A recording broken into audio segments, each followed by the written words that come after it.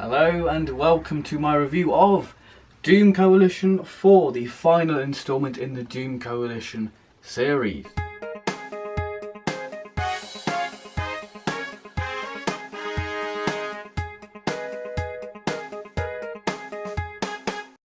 Sorry, I'm meant to be sad. Oh dear. What a shame.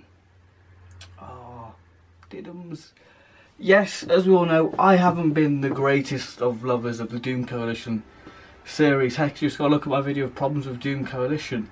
And I haven't spoke about Series 3 at all, so that's going to be a bit of a surprise when I overview Doom Coalition, which will be one of the next videos coming when I look at the whole of the Doom Coalition saga and rank it from the worst to the best.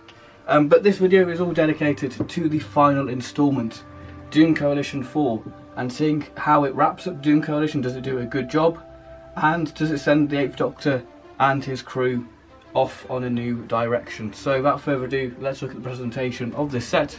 So for the cover art, I've got to say this is a beautiful cover art. So we've got the 8th Doctor there, the Statue of Liberty, a Weeping Angel, the TARDIS, got Padrak, the 11, the Sonomancer, the Meddling Monk, Liv, River Song, Helen, the Weeping Angel, New York skyline, some explosions, some cogs, some green energy, and Doom Coalition 4, and then the Big Finish logo. And just to note, the material for the box has changed, because normally the box sets have got sort of this nice glossy feel to it, but now we've got sort of this matte material, matte finish, and it looks very nice. And we've got the cast list there with the sort of main people involved in the set. The side, we have the back of what this set is about and the 4 stories included, and we have the side of the releases there, and the artwork on the top of the box. The individual artwork, so this is the artwork for the ship in the bottle. So we've got the 8th Doctor there sort of hanging on to the spacecraft, and we've got Helen in a spacesuit, what you might recognise, hanging on to dear life. We've got Liv there, some energy and some fire and some more cog design there, and then you've got the 8th Doctor. On the back again you can see a bit of the cover art there and what the story's about, and the total running time for this story is 47 minutes. Taking a look at the leaflet, we have this nice cast photo of Paul McGann and Hattie Moharan, and then we've got the advertisement for Doctor Who magazine, writer's notes, and then we have the cast list there. And the disc art is exactly the same. Now on to Songs of Love. We've got Gordon Ramsay, Padrak. We've got River Song there, and we've got 2 versions of Gallifrey there with the Citadel. Then we've got the Sonomancer there, and that cog design again, and the 8th Doctor. Then we've got a zoomed in picture of the cover art, and then again what the story is about, and the total running time being 1 hour. Taking a look inside the leaflet, we've got a picture of Alex Kingston there, advertisement for Doctor Who magazine and producer's notes, and just Doom Coalition 4 Songs of Love. And there we have the disc art. Side of Angels now, we've got the building construction there, Statue of Liberty with some sort of Gallifrey background, got some buildings from New York, the Weeping Angel, then we've got McGann there, and again the cog design there, and the 8th Doctor. Again, a zoomed in picture of the cover, and again what the story is about, and total running time being 1 hour. Inside the booklet we've got a cast photo from the story, writer's notes by Matt Fitton, and again Doom Coalition, the Side of Angels. Disc art. Now on to the final story, Stop the Clock. We've got the 11 there, Gordon Ramsay, Padrak, sorry. We've got Helen, Liv, the Sonomancer, the TARDIS, Gallifrey, and again some energy bolts there, and again some cogs in the background, and the 8th Doctor banner. Again we have a zoomed in picture of the cover art, then we've got what the story's about, and the total running time being 1 hour. Inside the leaflet we've got a cast photo there, advertisement for Doctor Who magazine and the director's notes, and we have the production credits of this series. Then the disc art is exactly the same as the cover, and again is the same for the behind the scenes disc art as well. Ship in the Bottle is the shortest story in the set, with its runtime being 47 minutes. So basically it's the same duration as a New Who episode. So this is going to be quite a tricky one to talk about, as this story is very much a character study. So John Dorney had the difficult task of resolving the jaw-dropping cliffhanger at the end of the Crucible of Souls, making you want Doom Coalition 4 to bloomin' well hurry up. And Dorney has knocked it out of the park, with this being very much a free-hander with the Doctor, Liv and Helen. And in my eyes this is very much sort of Doom Coalition's version of Scherzo, with the Doctor and crew trapped and heading towards nothingness, but without all the weird stuff Scherzo has. The tone of the story I love, as it shows our heroes trapped, downbeaten and vulnerable, with no hope, and all hope is lost, with the characters so used to always having a way out and a way of escaping. But what happens when there isn't? And that's just the emotions the characters are feeling. We have the time vortex damaged and cracked, and this time the villains really have won. Now, with this being a free-hander, you would expect great interaction with one another, with each character getting their own little monologue, leading to some great character development, showing us how strong the team have become over the past 4 box sets, how far they've travelled from Doom Coalition 1 to Ship in a Bottle. It's quite great to see how far each character has progressed. The 8th Doctor, Paul McGann, wow, he really is the tour de force in this. To me, he is the real standout of this story, with him having mood swings, being grumpy, snappy, joyful, witty. But the moment what really stood out for me was his speech about all this was his fault.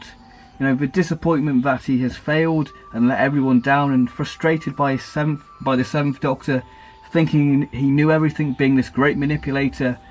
And if he was so great, why couldn't he have, seen these events happen? And he just fell straight into a trap before he even knew there was a trap there. Liv, Nicola Walker, she's very much in denial, trying to stay positive in this situation and trying to find a way out.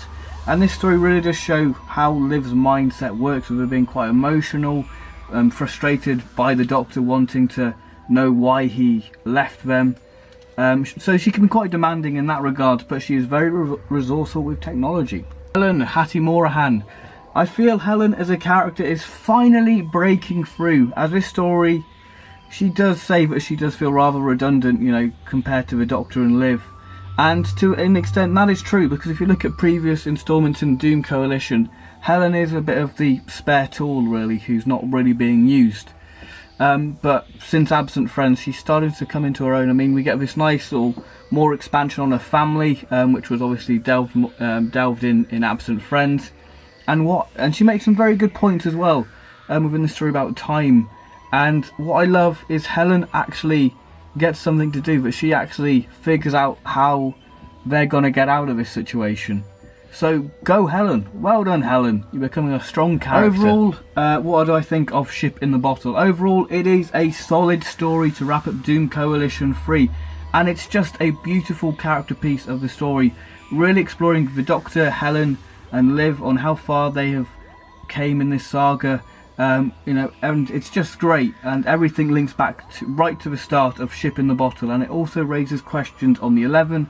Brilliant concept and a fantastic sound design to match. My only criticism is I did find myself lose it a bit in the middle with certain plot points, so my rating for Ship in the Bottle is a 9 out of 10. Just great character expansion, great little character monologues.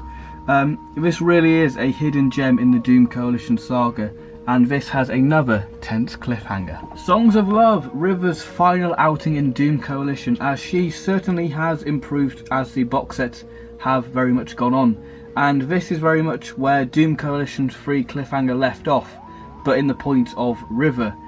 So this story is very much McGann light, which is a bad thing, because who doesn't want more McGann? Okay, that's not really a negative, just an observation. But in all seriousness, if you love political stories, then you will love this story, as this is predominantly set on Gallifrey, with Padrak's plan really getting momentum and leaving the High Council members really no alternative. So you have that very much going on, but then you have another plot thread of Helen and Liv trying to get out of the situation from the concluding moments of Ship River in the Song, Bottle. Alex Kingston. She is very much the lead in this story, with her undercovering Padrak's plans, and we see her on Gallifrey, which leads to some nice moments when she arrives. Of course, you do get traditional River Song sort of character traits, with her being quite flirty, and she's quite cunning with infiltrating Padrak's plans, and get some nice bits of exploring Gallifrey. And no, the Chancery Guards do not kill her, if you're wondering how she leaves the Doom saga. I'll leave that for you to discover. So yeah, River Song, you were a good character and played quite a significant part in Doom Coalition 3. Played by Robert Bathurst. Now, I must admit, I rather like Padrak. It's a shame he's a bit of a bad guy. But like I said, this story is where he comes into his own, where his plan is building momentum. And the way he sort of manipulates the Time Lords, leaving them no alternative. is just great, and he's basically becoming this great controller figure and this godlike figure. But the best way to describe Padrak is sly and smooth, and I look forward to hearing more from him.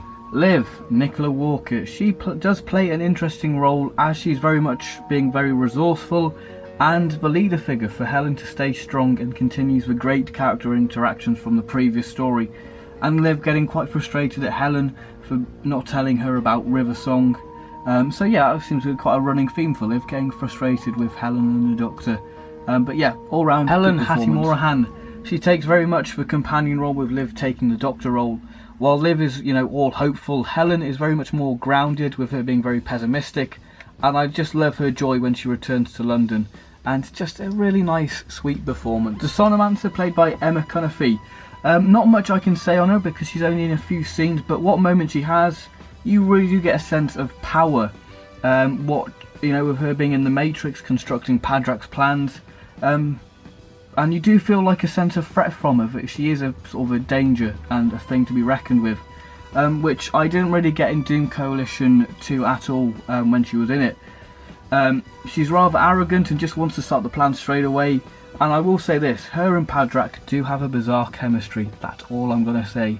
It's rather overall bizarre. A very interesting political story, with this really pushing the Doom Coalition saga forward, and you really do get the feeling of how can the Doctor and co manage to stop all this. If you love political stories and corruption, then this is right up your street, as we see how the Time Lords are scared to do anything until it involves them. We have foreshadowing of the Time War, but it's unclear who they will be fighting.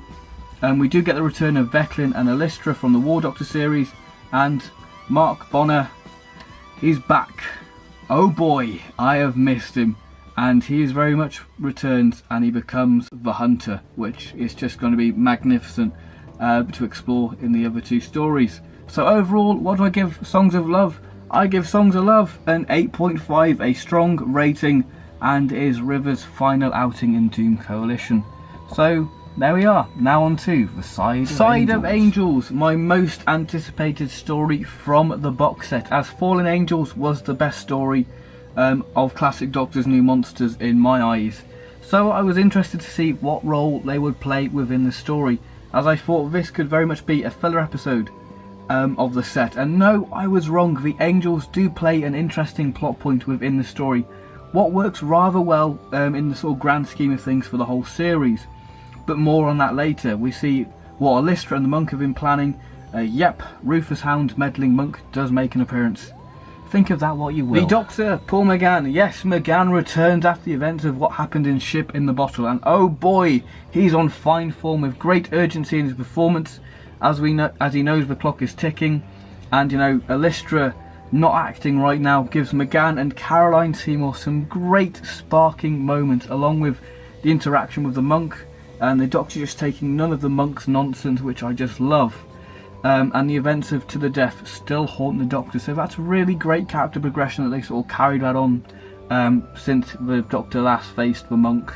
But it's very much sort of left ambiguous if Rufus Hound's meddling monk is before Graham Garden's meddling monk in the 8th Doctor Adventures, but I'm going to say that Rufus Hound's sort of meddling monk is before To the Death and all that. That's my little theory anyway. The meddling monk, Rufus Hound. Now, I have said in the past, I'm not a great fan of Rufus Hound's meddling monk. Do I still stand by that? Yep, I still stand by that. At times he comes across rather annoying, and you just want a weeping angel just to kill him. But that said, there are bits I like about his character within this story, because he does play an interesting role with working with the angels. He's sly, devious, and how he keeps the angels sort of happy is quite dark. But for majority, he's just there for the comedy, and just he comes across as a pantomime villain, really sort of a pantomime character, which I don't know if it works, really. The 11, Mark Bonner. Yes, he is back and ready for mayhem, and I'm going to say this a lot, but he is just the standout performance in the whole of the Doom Coalition saga. Mark Bonner is just really versatile, flipping from the different incarnations instantly, and I love the creepiness, and making you as the listener just freaked out by him, as he's just rather demented, and how he plays around killing people, toying around with his prey. and the scene in the restaurant with the monk is probably the best scene in the story. The Weeping Angels. Matt Fitton did a brilliant job building them up, as they're just downright creepy, with the music used for them having this creepy angelic music over them, and they don't really feature heavily within the story until like the final 20 minutes of the story, but you do get a sense that they're there watching every move. This story does reference the Angels Take Manhattan and does sort of explain them being there, and it adds to the history of the Angels, what I know some people don't like because they're sort of meant to be sort of this mysterious sort of monster. Bung in some body horror, and bang, jobs are good and really, and the Angels are just magnificent within this. You know, not their best outing in terms of Big Finish, but it is a good outing. Overall, what do I think of Side of Angels? This story, some may argue, is an example of Big Finish waving, look, we've got the new series license. Thankfully, they pulled it off by making the Weeping Angels have an interesting role within the story, and adds to the Doom Coalition saga, with the Weeping Angels having an alliance with the Time Lords, a very interesting plot thread for Helen and Liv with paintings, great character performances, superb sound design. This story really shows the Angels can be creepy, not only on screen, but on audio. But my only negative for this story is the first 10 minutes just seem rather dragged out and just seem filler to me. But overall, this story gets an 8.5 out of 10, a very good rating, and we do have a nice surprise cameo at the end of the story. Stop the clock. Yes, the moment this series has all been leading up to, and boy, what a story it is. From the pre-title sequence, you get this rather odd scene, all become quite clear at the end of the story. The story is full of action, great twists and turns throughout, and the threat you genuinely think has won this one.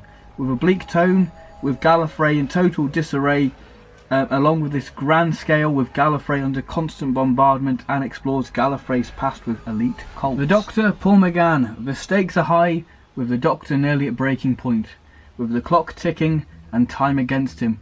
You can tell this won't be an easy ride for him. We see the Doctor being very ingenuitive, with linking back to Doom Coalition 3, but one of the highlights for the story for me is Paul McGann playing the 11, and he pulls it off wonderfully. The Doctor has this fantastic moral speech with Padrak, and a bittersweet moment for them. Along with this confrontation with the Sonomancer and Padrak, this story really does offer a lot of 8th Doctor goodness, and McGann pulls it off brilliantly. The 11, Mark Bonner. Like the 8th Doctor, he gets some great bits to sink his teeth into as the 11 pushes the Doctor into a difficult situation. We get more on the capturing of him and how twisted the 11 is, hypnotising this mission team to kill each other. And we do get sort of the repercussions of those events with this character called Tesla, who survived it, with her sort of, you know, pushing the 11 for answers on why he did it. And he just says all the murders blend into one, showing this is a person you don't want to confront. And, you know, him saying he can kill in any condition. Honestly, the scene between him and Tesla is just a really great meaty scene. What I just love listening to. It is a great powerful scene. Padrak, Robert Bathurst. Yes, we get the traditional character traits, sly, smooth and devious, but in this story we see how brutal he actually is, with him taking advantage of the Sonomancer, and that he feels that he has already claimed victory and nothing can stop him now. The Sonomancer, Emma Cunniffe. Very good character progression, getting more of a backstory, and she does play an interesting role towards the latter half of the story. That's all I can really say on the Sonomancer, because she does have a very interesting place within this story, and if I say any more it will just spoil it. Helen Hattie Morhan. The underdog finally gets a moment and gets the redemption she wanted, as she is just a total badass within this. This is the Helen we've been waiting for, and the moments she has with the 11 are just great by mocking and taunting him. I just love it. Overall, what do I think of Stop the Clock? Well, it wraps up Doom Coalition nicely, with it leading the Doctor off on a new journey, with us giving us the origin to the Red Lady, the story from the first box set. Which was a real surprise, because that was not a thing I was expecting, and once you've sort of listened to this and then you listen to Red Lady again, I think it will change your perspective on the story. Be like, oh, that's quite odd. But yeah, add more to that story, I guess. It explores more of Gallifrey, but I don't think we've seen the last of some of the characters we see in Doom Coalition. We get some fantastic unexpected twists what will keep you hooked throughout, with fantastic sound design, especially the rearrangement of There's a Man I Know, truly a wonderful story, onwards and upwards for the 8th Doctor. My overall score for Stop the Clock is again 8.5, another solid sort of release to conclude Doom Coalition. So what are my overall thoughts on the box set? So what are my overall thoughts on Doom Coalition 4 as a box set? Well, it does exactly what it says on the tin. It wraps up the Doom Coalition series nicely, and it sends the 8th Doctor on his merry way onto a new journey. But yeah, this box set, it's just magnificent. It's got everything you sort of want, and it's very satisfying after sort of experience a very mixed series to get to this and have some very solid stories. I mean, I'm not going to say where this is in my Doom Coalition sort of ranking, because that will be left to the overview. But yeah, just it's very interesting to see how the characters have gone, because all the characters are well rounded and well formed, but it's very interesting to see how far the 8th Doctor, Helen and Liv have gone on their little journey, because honestly, when you've listened to all of Doom Coalition and then you get to Ship in the Bottle and you see how far those characters have progressed, it's just magnificent. Honestly, the interactions within this box set between characters is magnificent. And yeah, like I said, I don't think we've seen the last of some characters within this set. But yeah, great stories, full of action, full of suspense, and just magnificent. So the overall score for this box set is 34 out of 40, so a very strong rating. But the overall for this is 8.6, so we'll just say a very high 8 in terms of that. Is this going to be the best Doom Coalition box set? You'll have to wait for the overview for that. So thank you very much for watching this review. Hope you guys have enjoyed it, and I'll see you in my next video, whatever that will be. So thank you very much, and goodbye.